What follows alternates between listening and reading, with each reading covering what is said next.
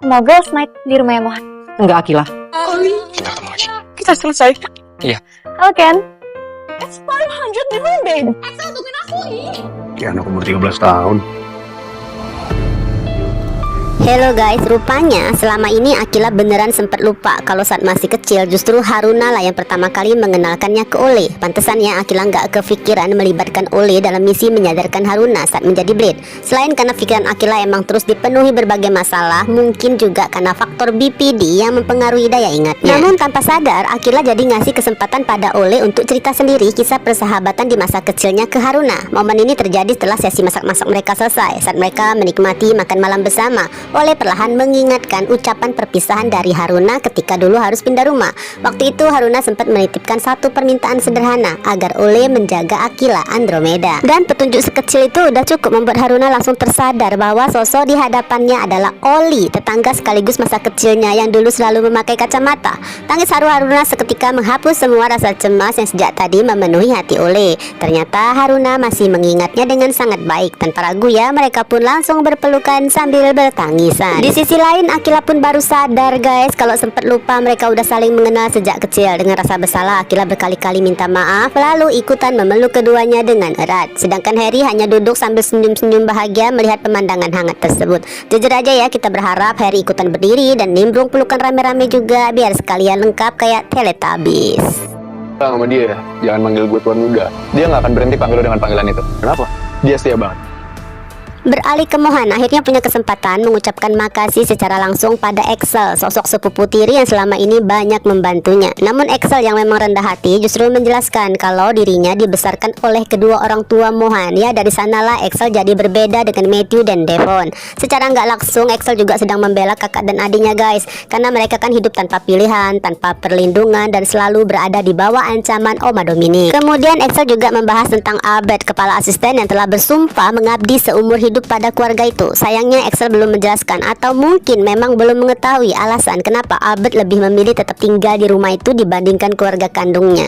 Yang Excel pastikan hanyalah satu, kesetiaan Albert dan kemampuannya menyimpan semua rahasia keluarga tanpa pernah membocorkannya pada siapapun. Bisa dibilang ya, diam-diam Albert menjaga keseimbangan di rumah itu sambil menjalankan perintah dari siapapun anggota keluarga yang lebih dulu memintanya, termasuk Nyonya Dominic, baik untuk hal yang benar maupun yang salah. Dari sini muncul teori kita, jangan-jangan 5 tahun silam Albert adalah orang yang diam-diam membantu atau tepatnya diperintah oleh sepasang hacker yang pernah bekerja di rumah itu. Jika suatu hari terjadi sesuatu pada mereka, Albert diminta memasukkan bukti kematian mereka ke dalam arsip The Quiet Ledger sebagai bukti kejahatan Dominic. Lalu Albert pun diminta menguncinya sesuai instruksi yang telah ditinggalkan. Untuk sementara waktu ini, semua anggota keluarga masih belum ada yang memikirkan teori ini guys. Yang mereka yakinin hanyalah kesetiaan Albert pada Dominic bukan karena berpihak pada satu orang, melainkan karena Albert memegang teguh sumpah pengabdiannya.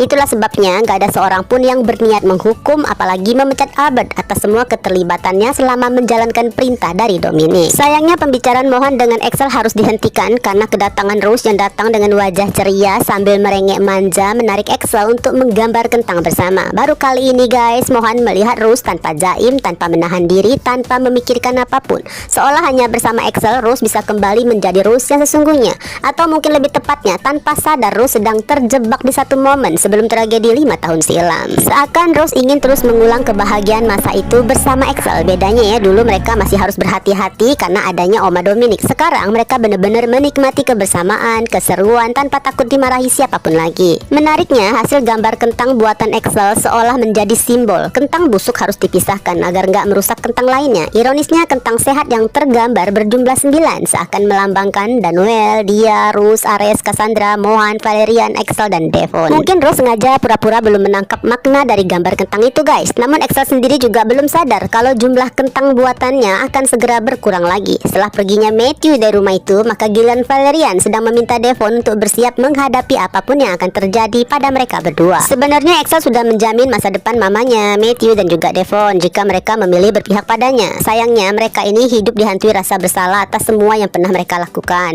Memang benar mereka hanya menjalankan perintah dan dibesarkan dibesarkan dengan ancaman Oma Dominic. Namun gak bisa dipungkirin mereka pernah menikmati perannya, menikmati kekuasaan dan kemudahan yang diberikan nama besar keluarga Alferic. Karena itulah rasa takut dan penyesalan mereka terasa sangat manusiawi, terutama takut pada sikap apa yang akan diambil oleh Daniel Alferic. Karena rasa takut itulah Valerian memutuskan agar Devon ikut menyelamatkan diri dengannya. Padahal Devon merasa udah punya tempat di rumah itu, ada Tante Zen, Mohan dan juga Rose yang perlahan mulai menerimanya. Namun Valerian terlalu lama hidup bersama konsekuensi dari setiap keputusan. Sementara itu untuk pertama kalinya Axel perlahan merasakan cemburu ketika Ken menelpon Rose dan bertanya apakah besok Rose kembali bekerja di kantor. Saat itu Axel hanya diam dan menunduk. Sedangkan di ujung telepon Ken terang-terangan memperlihatkan rasa cemburunya sambil berharap suatu saat Rose juga mau meluangkan waktu menggambar bersamanya seperti yang dilakukan Rose bersama Axel. Bagi Rose sendiri semuanya masih terasa biasa. Ken adalah bos sekaligus teman baiknya. Sedangkan Axel meskipun mereka udah dijodohkan, namun sepertinya untuk saat ini Rose seolah masih menganggapnya kakak sepupu tiri tersayang dengan perasaan yang bahkan belum bisa dijelaskan. Setelah terpunan dengan Ken selesai, maka Axel dengan tenang mengingatkan Rose bahwa sebentar lagi dengan Mohan akan sibuk mempelajari seluruh bisnis keluarga Alferic, seolah itu menjadi alasan halus agar Rose nggak terlalu sering bertemu dengan Ken.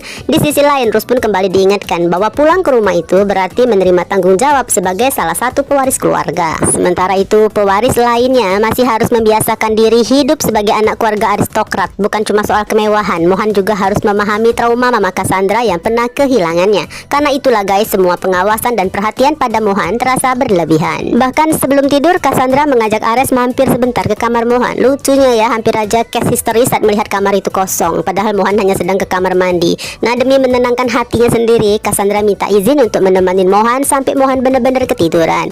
Ares sih hanya bisa tersenyum ya melihat tingkah istrinya. Seolah di mata Cassandra, Mohan masih tetap bayi kecilnya yang hilang saat baru berusia sekitar 1 tahunan. Keesokan paginya menjadi hari yang sangat membahagiakan bagi seluruh anak Sembilan Ilmu. Rose sudah mengirimkan hadiah yang udah dijanjikan Mohan. Masing-masing menerima transferan sebesar 500 juta. Suasana langsung pecah oleh sorak-sorai kebahagiaan. Karena akhirnya mereka bisa membiayai kuliah dengan hasil usaha sendiri. Memang ya beberapa dari mereka berasal dari keluarga berada seperti Noel, Adit, Fania, Cantika. Namun rasanya tetap berbeda ketika megang uang hasil kerja sendiri. Terutama bagi Vicky, Viu, Jolina yang berasal dari keluarga penuh masalah. Uang itu terasa seperti tiket menuju masa depan yang jauh lebih baik. Sayangnya kebahagiaan Viu pagi itu hanya berlangsung sesaat. Ternyata William udah menunggunya dengan sebuah keputusan besar, yaitu mengakhiri hubungan mereka secara resmi. Karena selama menjalani masa jeda, William justru menemukan ketenangan yang selama ini sempat terasa hilang. Tentu aja keputusan ini sama-sama menyakitkan, namun mempertahankan hubungan hanya karena sudah terlalu lama bersama, sementara salah satu pihak terus merasa tertekan, jelas bukan hubungan yang sehat. Kadang ya rasa sayang aja emang gak cukup. Yang lebih penting adalah kebahagiaan dan kewarasan saat menjalaninya. Lewat kisah William dan Viu, sutradara seperti ingin menunjukkan bahwa sebuah hubungan gak selalu berakhir karena orang ketiga. Tanpa godaan siapapun, nyatanya ketidakcocokan bisa menjadi alasan yang sama kuatnya.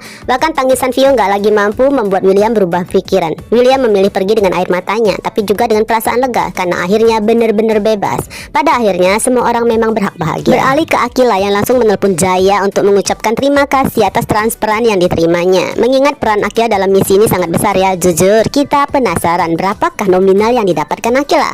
Meskipun begitu, kalau semua diukur dari nominal uang, lalu di mana arti ketulusan sebuah persahabatan? Sementara itu Raisa sebelumnya diminta oleh Tante Kes agar lebih sering menginap di rumah Alferic untuk mengajak teman-teman perempuannya. Maka pagi itu Raisa menawarkan pada Jolina, Vicky dan juga Akila menikmati malam khusus cewek di rumahnya Jaya. Artinya Akila harus minta izin ke Mama Mayang dengan mengatakan nih akan pergi ke rumah Mohan. Karena kalau menyebut rumah Zara, pasti Mama Mayang langsung mengira rumah kontrakan yang selama ini ditempatin Zara dan dia. Masalahnya Mayang ini masih aja sombong guys dan memandang rendah Mohan termasuk Zara yang dianggap berasal dari kalangan bawah. Alhasil Mayang langsung melarang Akila pergi dengan nasihat panjang lebar minta Akila mau mengerti alasannya. Yang bikin gemes, Akila memilih diam dan kebingungan. Lagi-lagi mungkin faktor BPD, seperti halnya Akila lupa cerita siapa Oli ke Haruna. Bisa jadi alurnya akan menuju Akila dibuat menceritakan pada Harry soal larangan dari Mama Mayang. Lalu Harry menenangkan Akila dan memastikan Harry yang akan menjelaskan secara langsung pada Mayang bahwa orang yang membantu memulangkan Michael justru adalah berkat pengaruh nama besar keluarga Mohan dan Zara.